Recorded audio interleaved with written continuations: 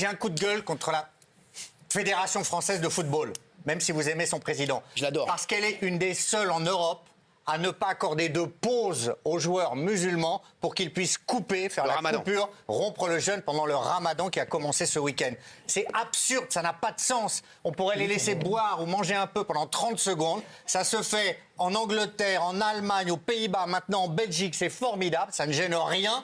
C'est encore une fois une mesure contre les musulmans. Donc j'en ai ras-le-bol et je trouve que la Fédération française de football, là, se gâche. Il faut bien comprendre pourquoi la Fédération française de football n'en veut pas, pourquoi elle ne veut pas.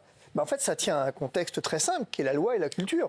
C'est-à-dire qu'en fait, on considère qu'il y a un principe de neutralité du sport et que si tu commences effectivement à admettre l'aspect religieux dans le sport, tu vas avoir de dérogation en dérogation, finalement. Et c'est ça, en fait, c'est l'argument. Je n'ai pas dit qu'il est justifié, je dis que c'est l'argument, quoi. Ça dépend des sports et ça dépend des fédés. C'est-à-dire, je ne voudrais pas que les gens croient qu'il y a une règle, une loi qui dit que le sport doit être neutre sur ces sujets. Non, je dis que c'est l'argument, en fait. Oui, tout à fait. C'est juste que, comme on a 4 millions de personnes qui font le ramadan en France, ça aurait du sens de s'adapter à ça dans les sports qu'on pratique.